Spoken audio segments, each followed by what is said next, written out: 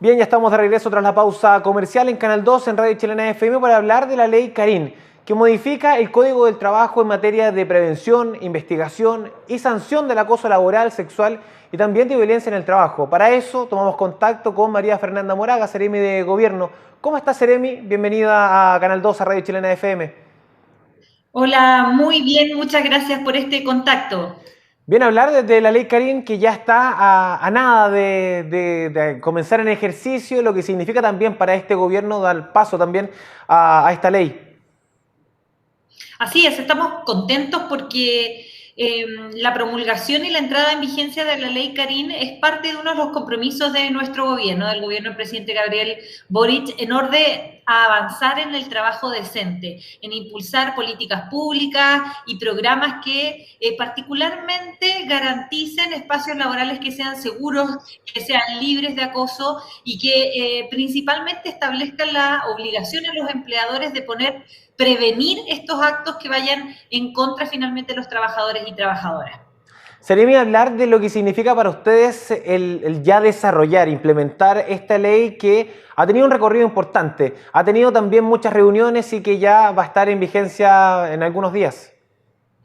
Sí, para su implementación lo que estamos realizando ahora son distintas capacitaciones que surgen desde el Ministerio del Trabajo y Previsión Social, tanto a trabajadores y empleadores del sector privado, pero también del sector público, para que puedan conocer en detalle cuáles son las modificaciones de esta ley y cuál es el objetivo de esta ley, que como bien señalabas tú al inicio, su importancia radica en poder prevenir situaciones que sean de acoso, de vulneración de derechos finalmente fundamentales de los trabajadores y trabajadoras en el ámbito de su seguridad laboral.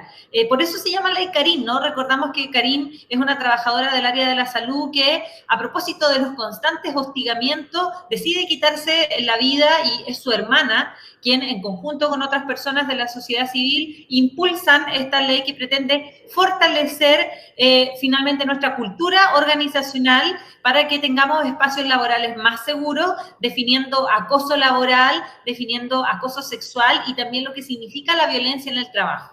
Entendemos que la ley es bastante extensa, pero si podríamos dar algunos datos de esta nueva ley y también las herramientas que van a poder tener tanto los trabajadores como los distintos jefes en las áreas y empresas de nuestro país.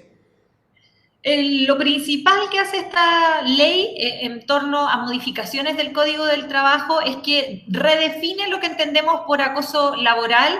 El acoso laboral ahora va a ser un acoso que ya no debe ser reiterado, sino que solamente una conducta que sea constitutiva de hostigamientos, de maltrato, finalmente de menoscabo hacia la persona va a ser constituida como acoso laboral. Define también lo que es acoso sexual y otra cosa importante que introduce es lo que es la violencia ejercida por terceros en el contexto laboral.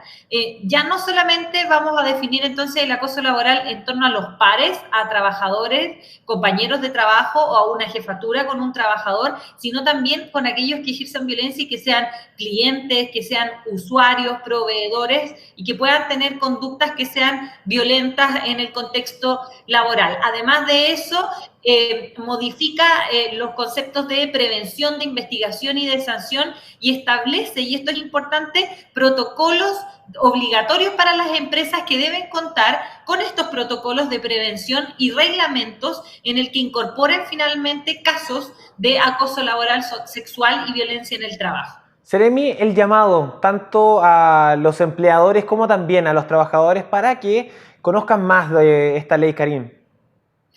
Bueno, lo primero, para nosotros es muy importante que se entienda que esta ley que entra en vigencia el 1 de agosto es parte de un paquete de políticas públicas, ya lo decíamos, que avanzan en seguridad laboral y para eso el rol tanto de los empleadores como de los trabajadores es fundamental en conocer esta ley, conocer sus implicancias y el llamado a los empleadores principalmente es a poder conocer en profundidad esta ley para llevar adelante los procedimientos de investigación y los protocolos que nos ayuden a cambiar esta cultura organizacional. Nosotros como gobierno no pretendemos que aumenten las denuncias de violencia en materia laboral, sino todo lo contrario, que vayan disminuyendo a propósito que haya un cambio cultural en donde predomine la solidaridad, la la empatía, el respeto, y que vayamos dejando atrás el acoso laboral, el acoso sexual, donde las mujeres somos las mayores perjudicadas y, por supuesto, todo rasgo de violencia en el trabajo. Así que ya saben, desde el 1 de agosto entra en vigencia esta ley. Trabajadores y trabajadoras pueden conocerla, por supuesto,